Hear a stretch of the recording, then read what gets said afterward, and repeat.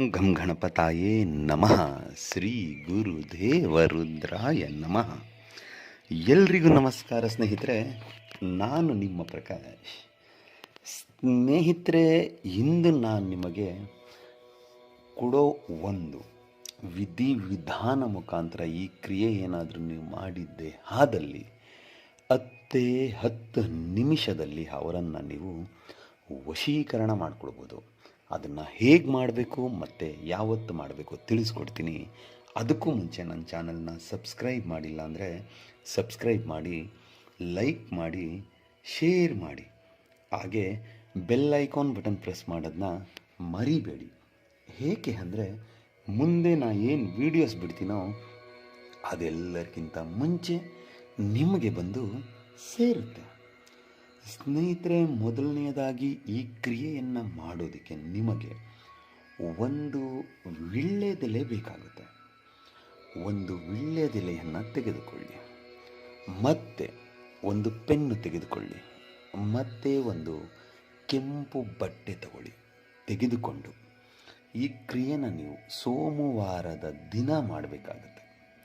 ತೆಗೆದುಕೊಂಡು ಸೋಮವಾರದ ದಿನ ಸ್ನಾನ ಎಲ್ಲ ಮಾಡಿ ಆದ ಮೇಲೆ ದೇವರ ಮನೆಯಲ್ಲಿ ದೇವರಿಗೆ ಪೂಜೆ ಪುನಸ್ಕಾರ ಮುಗಿಸಿ ಉತ್ತರ ದಿಕ್ಕಿಗೆ ಮುಖ ಮಾಡಿ ಕುಳಿತುಕೊಂಡು ಮೊದಲಿಗೆ ಎಲೆಯ ಮೇಲೆ, ಅಂದರೆ ವೀಳ್ಯದೆಲೆಯ ಮೇಲೆ ಅವರ ಹೆಸರನ್ನು ಬರೆಯಿರಿ. ಬರೆದು ಪ್ಲಸ್ ಚಿಹ್ನೆ ಹಾಕಿ ನಿಮ್ಮ ಹೆಸರನ್ನು ಬರೆಯಿರಿ. ಅದರ ಕೆಳಗಡೆ ಬರೆದು ಆದ ಮೇಲೆ ಅದನ್ನು ನಿಮ್ಮ ಬಲಗೈಯಲ್ಲಿ ಹಿಡಿದುಕೊಂಡು ಇವಾಗ ನಾನು ಏನು ಮಂತ್ರ ಕೊಡ್ತೀನೋ ಈ ಮಂತ್ರವನ್ನು 108 ಸಾರಿ ಪಠನೆ ಮಾಡಿ ಮುಗಿದ ಮೇಲೆ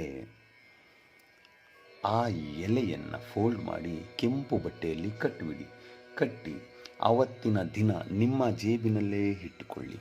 ಮತ್ತು ಅವತ್ತಿನ ರಾತ್ರಿ, ಅಂದರೆ ಸೋಮವಾರದ ರಾತ್ರಿ, ಅದನ್ನು ನಿಮ್ಮ ತಲೆಯ ದಿಂಬಿನ ಹತ್ರ ಇಟ್ಕೊಂಡು ಮಲ್ಕೊಳ್ಳಿ.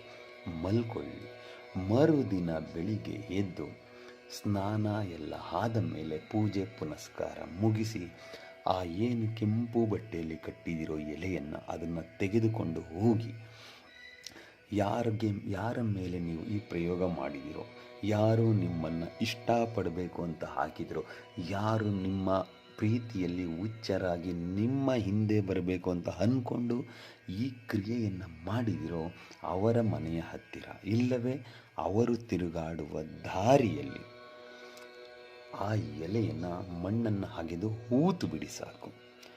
ಆಮೇಲೆ ನೋಡಿ ಚಮತ್ಕಾರ ಹೇಗಿರುತ್ತೆ.